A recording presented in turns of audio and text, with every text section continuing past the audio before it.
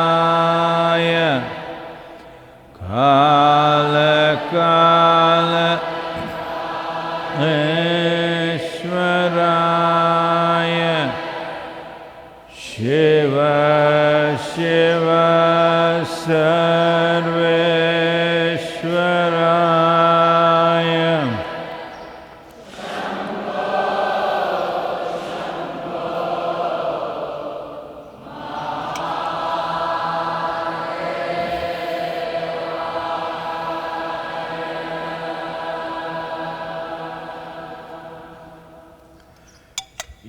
Yoga Yoga Yogeshwaraya Bhuta Bhuta Bhuteshwaraya Kala Kaleshwaraya Shiva Shiva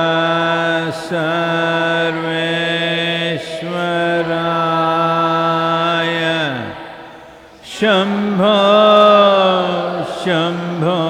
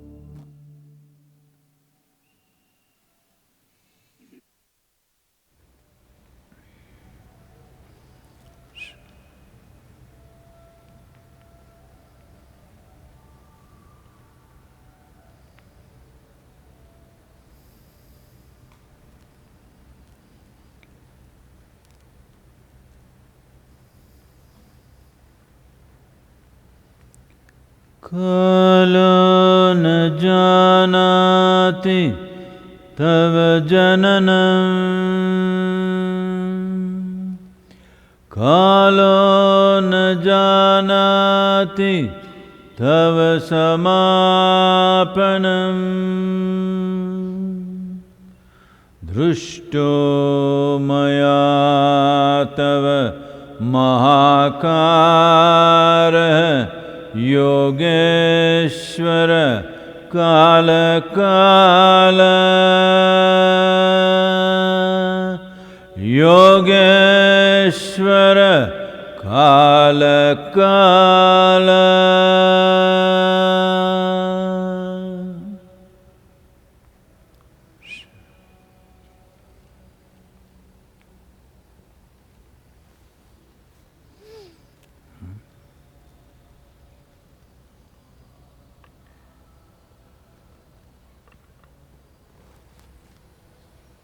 Who's this other guy singing out there?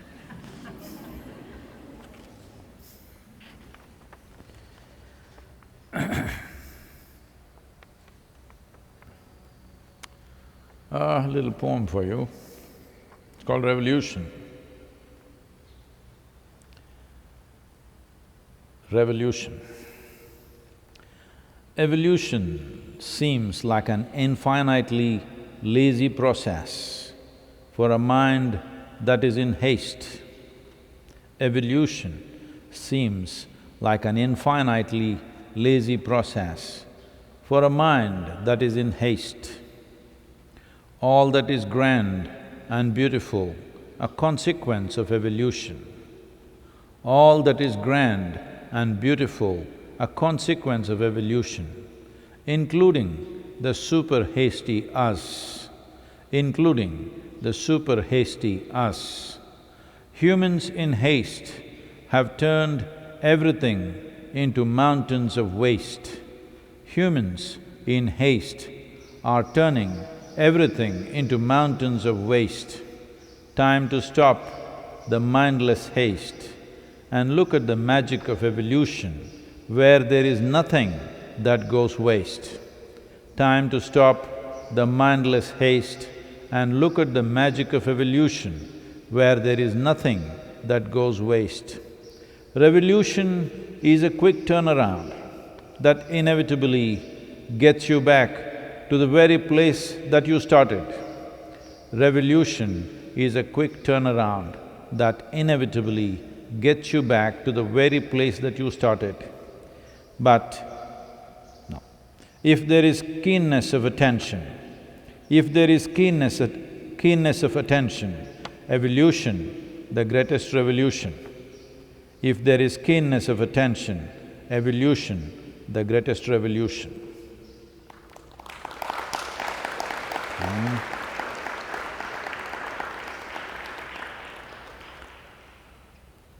Well, next 3 days are curfew in all the 5 cities, major cities in Tamil Nadu, and a few other Indian states have chosen to continue the lockdown, though the union government has given them an option to do whatever they wish or whatever they feel is necessary. I think at least 7 to 8 states are going or continuing the lockdown because they've achieved success with lockdown, they've controlled the infection, now they don't want to lose out on that. Well, Mumbai is running away both with infections and fatalities, considering the concentration of population and the way people are living in that city. I think much more is yet to come. United States has crossed 52,000 deaths. All kinds of crazy things are being said and done in that country, unfortunately. I hope they get a handle on what needs to be done, because it is a runaway fatalities. Well, in Europe, nations like France, UK, Spain and Italy under control. I think largely this virus is kind of wiping out the geriatric population, which is of concern. This may happen everywhere unless we really take care of this. Well, at the same time, generally most nations are slowly getting on top of it, at least controlling. Controlling not the virus, controlling human behavior so that virus doesn't find transportation. So, that's where we are. They are saying some university along with an Indian company, they have come up with a vaccine which should be ready in 3 weeks, we don't know. But even if it's ready in 3 weeks, when will you administer this to over 7 billion people? So, vaccine may come, other kinds of… right now they're doing some plasma treatment, people claim it's giving good result, but still responsible behavior is the only way forward. And even if relaxation happens, we need to continue with this, that's where we are. Well, about evolution and revolution, those who are in a haste want things to happen quickly like that. To revolve means to go around. Going around means you come back to the same point. To evolve means to move forward continuously. That is the methodology nature has successfully employed. That is a way we should also move forward. We are in a little bit of a haste, so everything, whether it's our economy or social processes or even spiritual processes are ending up in a bad way for a whole lot of people simply because of haste. If you have the capacity to manage speed, that's different. Haste will not necessarily bring speed, because to manage speed, you need competence, you need almost I don't know if I have to say this because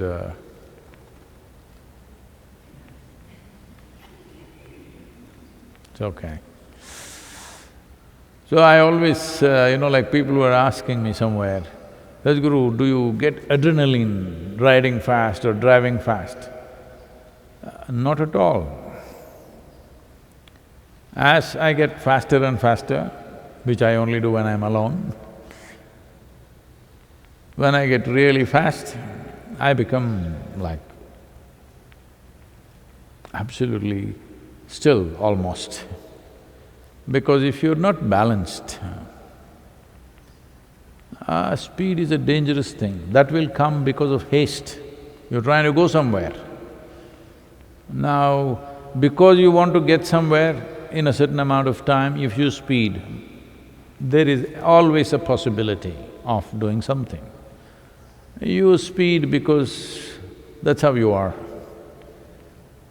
Because you can deal with it. You're not trying to race with somebody, you're not trying to race with time, you're not trying to get somewhere, but simply according to your competence, you're handling something. That's different. That needs to happen in every aspect of life, but that will not happen with haste. It will only happen with balance.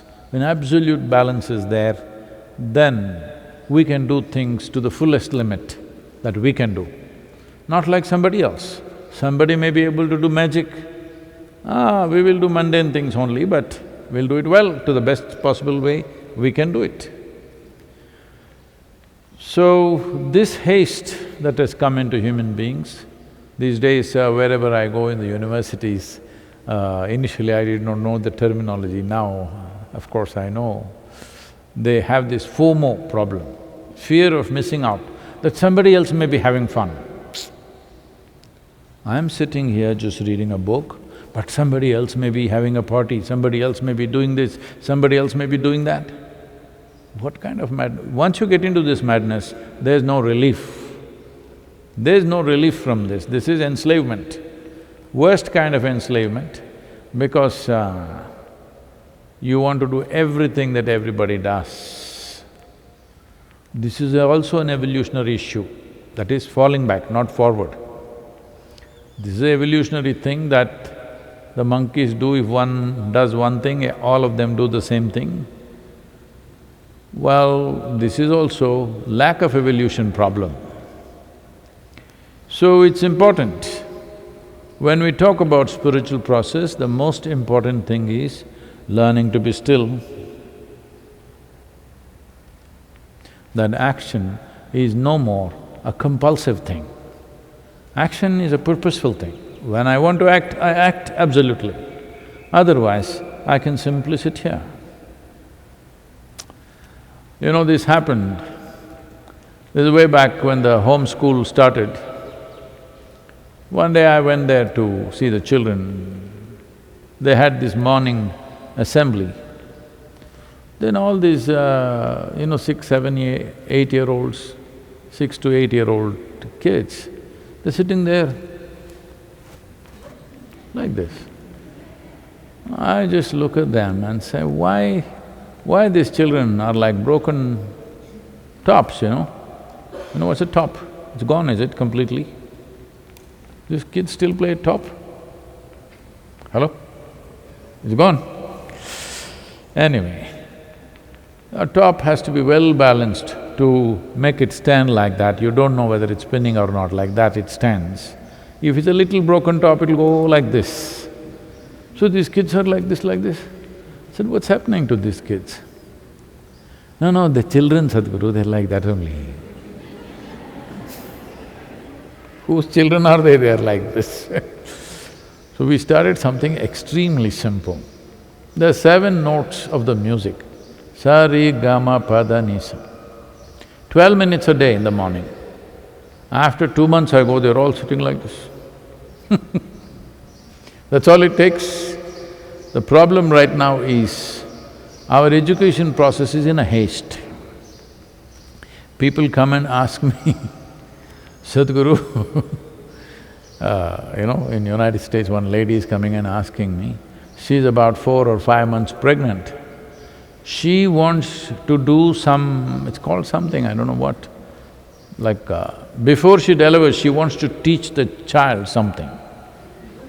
Really, they are doing these programs where you try to impart mathematics and other aspects into the child by doing certain things. I don't know what all they're doing.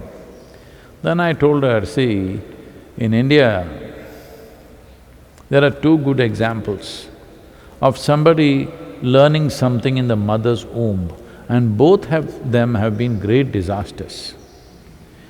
One is Ashtavakra. Being inside his mother's womb, he heard what his father is saying, all the scholarship he got, and then he disagreed with his father from there. So the father cursed him, whatever happened, or that learning itself distorted him. He became an absolutely distorted human being. Fortunately, he blossomed into something else because his body was distorted. Another is Abhimanyu, Arjuna's son. He also, being in his mother's womb, listening to some secrets that are being spoken, he heard only half of it. After that, maybe she drank water or something. He didn't hear the other half. Just imagine you're inside, you're listening, gudu gudu gudu.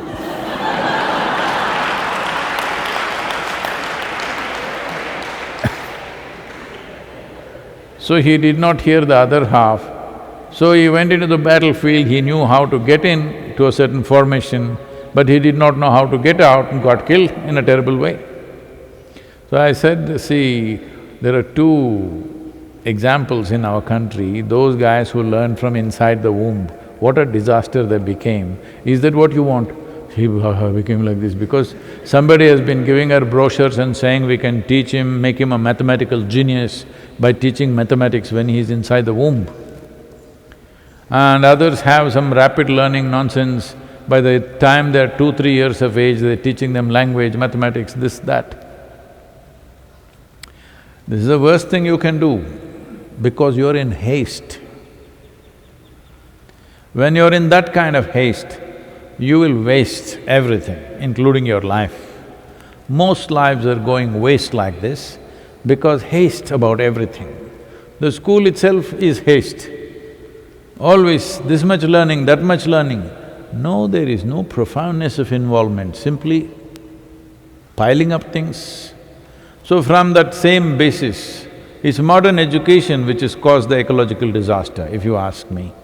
Because the illiterate people in the village, what is their footprint on the planet? They live, if their nourishment is good, they live well and they die one day without living much. It is only the educated people, once they go to school and further if they go to the university, they become serious damage to the planet. Of course, they study ecological sciences and come.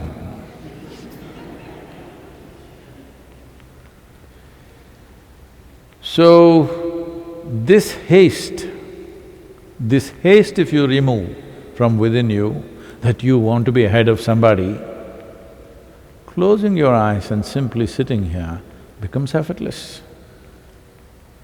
Somebody's going, what's my problem if he goes? What is the problem? If he goes, he will go.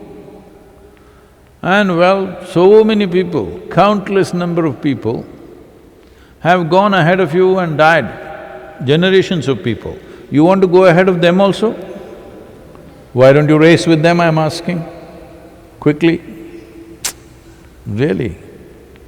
Why are you only racing with the living?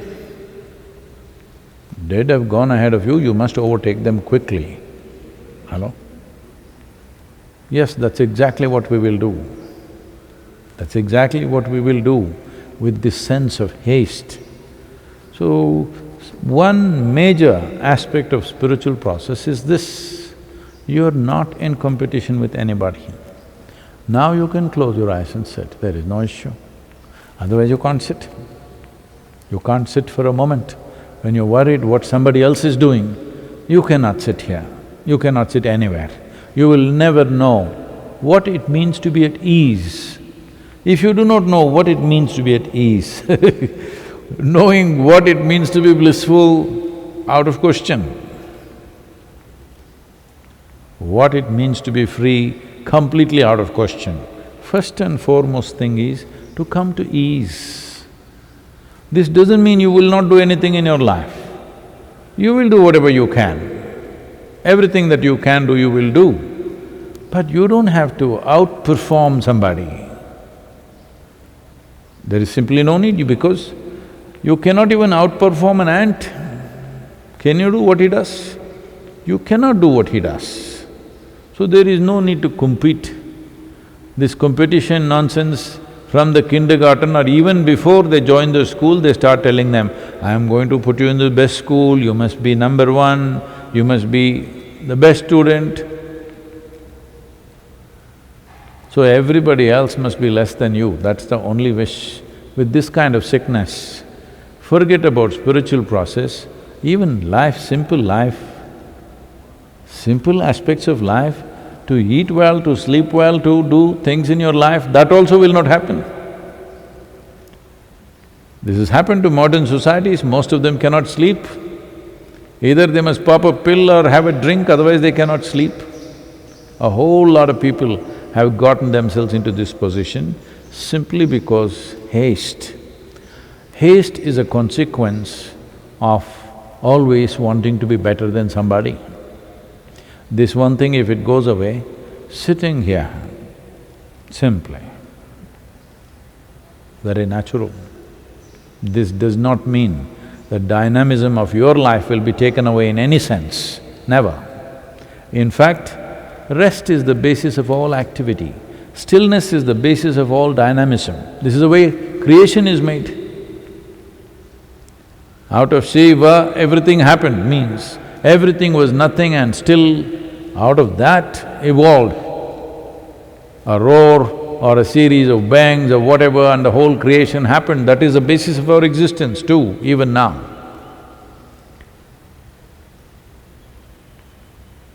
Fundamental things people don't handle, but they go on doing all kinds of things in their life. The most fundamental thing is, you need to understand this much. You can never be better than somebody or worse than somebody. It's all in your mind. You're just making it up. The desperation to be better than somebody is only because you did not find anything of worth within yourself, anything of value within yourself. Otherwise, why would you want to be better than somebody? Simply because nothing of value has been found here, that is the only problem. If one does not invest in this direction, if human beings do not invest in this direction, well, we will drive ourselves to a disaster, which we are doing in so many ways. As we get more empowered with technology and scientific knowledge, you must understand scientific knowledge in today, in most people's perception is that we learn more and more tricks how to exploit every damn thing in the universe. Now we have our eyes on the Mars. We want to destroy one more planet. How can we destroy just one planet, be satisfied with that? We want to destroy at least two. But if we destroy two, we will want to do four. And then it'll multiply in permutations, like with the virus. Initially, they've been trying to find that person, what is he called, some zero something, the first person who got infected. Well, they haven't found him. But from there, every day, how it can multiply, they've made some mathematical projections which is crazy. So this is just like that. Destruction, not because of anything. Destruction simply because not understanding the fundamental nature of our own existence. Because of this, we cause damage to everything. We think we are causing damage to the planet. No, the only thing we are doing is doing enormous damage to our own lives, nothing else. So the virus, the lockdown, from tomorrow morning, I think from midnight today is curfew, okay? You could be shot if you go on the street. There are some very nice images of some young guy in Indore want to show off his sports car, and a convertible car, he comes out because he wants to, it roars a little bit, makes noise, gets attention. Now the police constable stops him and makes him hold his ears and do sit-ups and sit-ups. He's not leaving him. He says, no, I will go, it's okay, I'm sorry. Nothing doing, just do it. It is on the national television, that fellow. In his life, he cannot get into a convertible car again. Please, the questions. This question is from Arvind Panigre from Mumbai. Namaskaram Sadhguru. Regarding the solutions you spoke at the Entrepreneur Organization webinar yesterday, minimum 4 years usage of phone, cars, etc., I would like to know, isn't it necessary to extend the model and see what that implies in terms of employment cuts in these sectors, and what solutions there may be in terms of alternative livelihood options? Whoa. Well, yesterday we were in a conference with entrepreneurs. It is an international organization. Well, they asked me, Sadhguru, what is the way forward? Anyway, the virus has stopped all businesses for now. How… we are conscious that we should do something to slow down what we are doing, but how? We are ecologically conscious, but what to do? I said, you could start with simple things. If you do not know this, in a country like India, it should be much worse in United States. I don't have the statistics for United States. In a country like India, 40% of the people who buy phones, smartphones, use it only for 1 year. Right now in this country, there are over 50 crore, that means, what? 500 million, is it? 500 million. 500 million phones which are not being used, they're somewhere in their homes. Because they got the new model, the old model, they don't want to share it with anybody because if there is some information, whatever, they don't want to sell it, they don't want to give it to anyone because whatever their pictures, their this, that may be there, they may not be able to fully remove, there may be some issues. 500 million phones in India are not in use, they're somewhere. Can you believe it? So I said, why don't we make a law? If you buy a phone, 4 years you must use. If it breaks down, you must surrender the broken down phone. Or there must be a way to sell the old phone so that somebody else will use a cheaper phone, it's fine. All cars, if you buy a car, minimum 8 years you must use. If this is too much, we can set it 8 years or 100,000 kilometers. Something I'm saying. Because all manufacturing is going on expanding to where? To what point? Somewhere there has to be some kind of restriction. Now at least we have learnt to live with restriction, better to bring laws.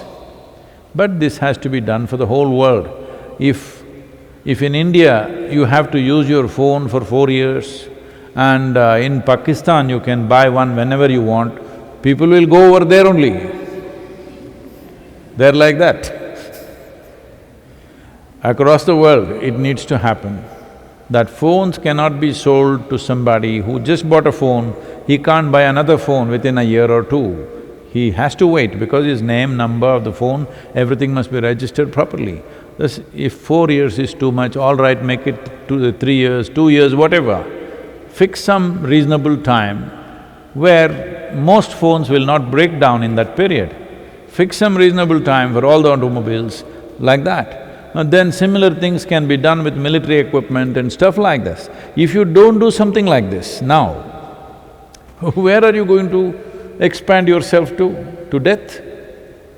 That's all we will expand ourselves to. We need to put such curbs on manufacture of steel, aluminum, main material. If you bring restrictions, it's done.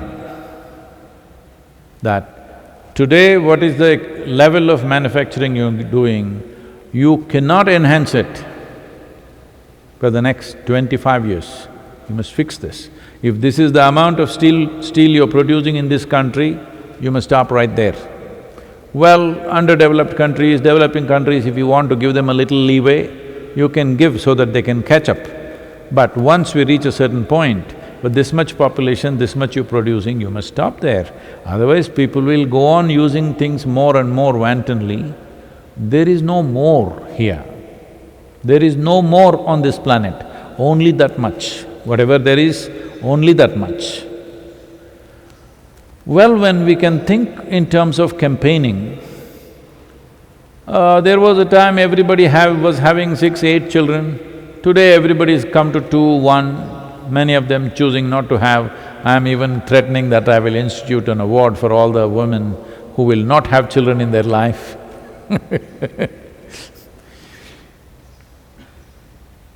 When we can do this with children, why can't we do that with a damn phone and a car and everything else? Why not? We've already done that with human beings to some extent, not very effectively, but we have done reasonably. Why can't we do the same with everything? If we don't do it, well, we will run for another 25, 30 years and hit a place which will be worse than this virus. Really. Climate change issues, when it goes out of control, what we hit, the pit that we hit, will be much worse than virus. If you're thinking virus is causing havoc to your life, when climate change issues burst forth, you will see what kind of situations we will hit is very different. Definitely, reduction of human population also need to happen. Everybody will think employment, jobs, jobs, jobs. Well, more people can sing, dance, make flowers. There are many things you can do. Everybody need not be in an industry manufacturing something. This is happening because we've gotten ourselves into that mode and we started believing this is the way to live. 100 years ago, nobody was living like this on this planet. Just 100 years ago. Well, 100 years ago they had started in some parts of the world. Let's say 200 years ago, nobody was living like this anywhere. Everybody was working to their best capability with whatever they were doing, and people were living happily and well. Only advancement which we welcome is many medical advancements which is allowing people to live a full life, more technology, finer technology, more refinement to all the technology that we're already having. Without a certain level of refinement, nothing can be released. Just because any idiot can do anything, it's all released into the market. This has to stop.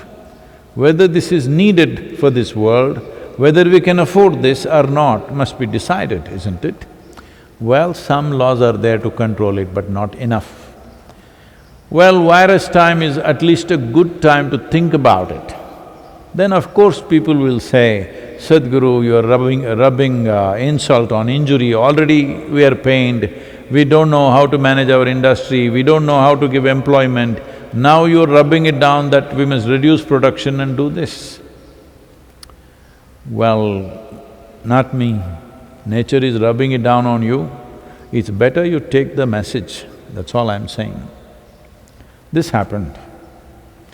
One day, a man unloaded a very big grandfather clock from the truck, and with great difficulty he was carrying it on his back and going towards his building. A drunk came by, looked at this and said, "Hey mister, it's time you get yourself a wristwatch."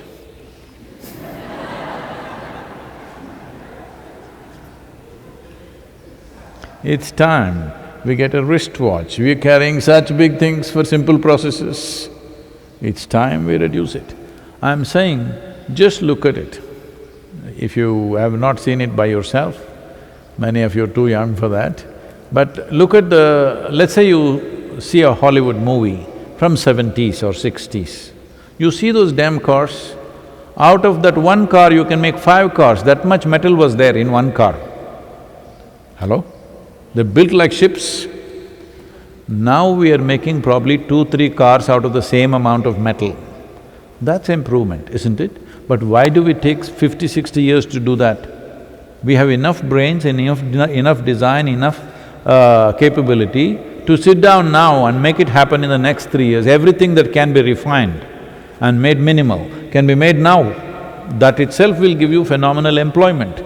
That means everybody has to apply to become little more ingenious with their lives. That's good for your brain also. That's good for the world also. That's good for the planet. It's very good. One of I'm telling you, one of the greatest satisfactions that a human being can have is when you come up with something intelligent. Maybe a simple thing, how to fix a photograph on the wall. Everybody was struggling, you came up with a simple new idea. Wow, you live with that for a long time.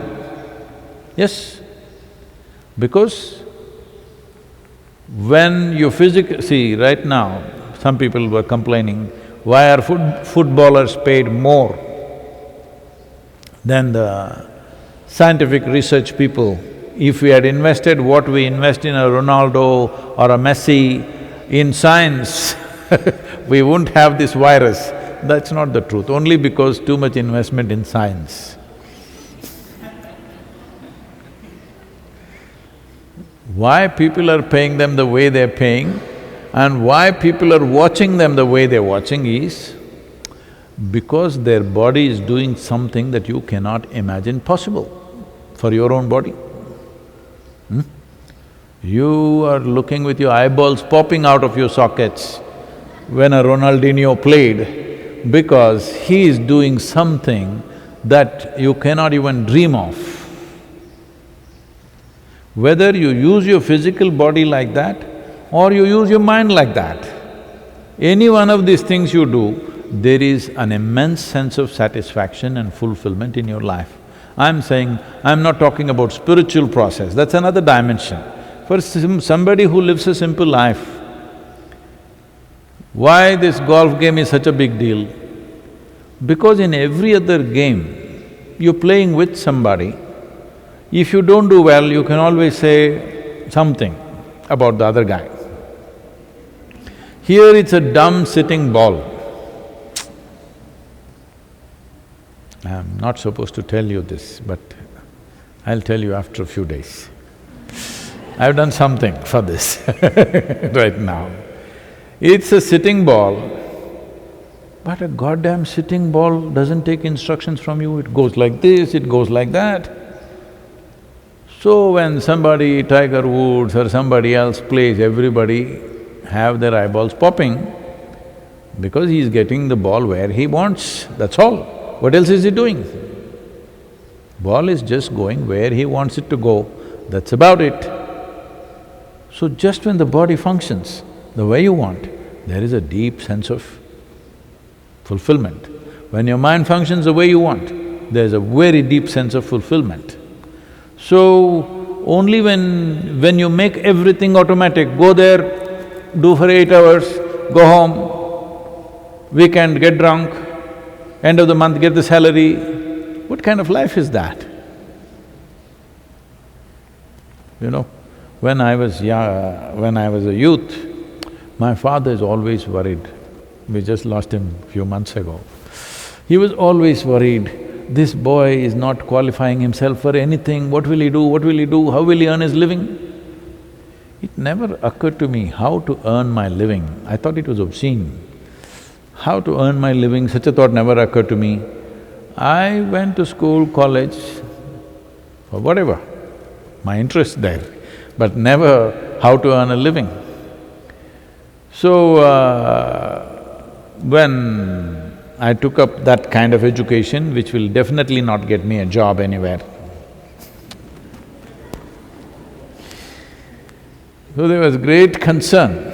So one day he was really very worried and some relatives were there and he said, what to do with this boy? He's not qualifying for anything.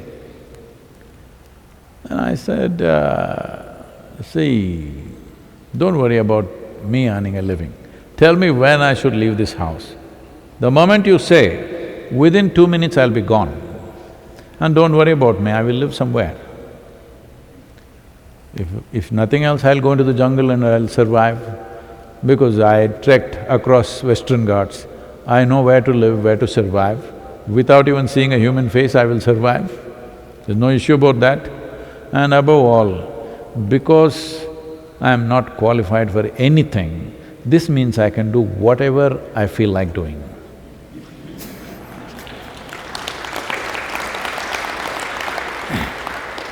Now that may look like arrogance, but it's not about arrogance, it's not about some special capability, it is just that a human being means just this, that, you know, with our insight and related programs, we've changed the thing, and even in the ashram, we are not using the terminology anymore. We do not use the terminology of human resource. A resource means it's a fixed quantity. A human being is not a fixed quantity. If he or she is a fixed quantity, what the hell do I do with them? If it's already fixed by their genetics or their culture or their bloody god, that this is all they will be, then what do I do with them? Because I see human beings as a potential, that is why I'm investing my life in them. Otherwise, why? What's the point if they're not a potential? So we have changed this from human resource to human potential. It's very easy. From R, you had just had to wipe out one line. It's HP now. In the ashram, the department is not called HR anymore, it's called HP, human potential. Because a human is a potential. How far will you explore this? This is the question. So, somewhere from this human potential, we looked at things only in terms of doing more. It's not about doing more, it is about doing more in terms of profoundness, not just in terms of quantity. We went into mass production of things in the world, all the beautiful things went away. This country still has retained some handicrafts, doing things, you know. Each piece of cloth, each one of them, every meter of what a handloom worker makes is unique and different. But now it comes out of a machine, tack, tack, tack, tack, tack, tack, tack, tack, tack. And the guy who's standing there is just putting little oil or putting little dye and simply standing there. He has no involvement, no nothing.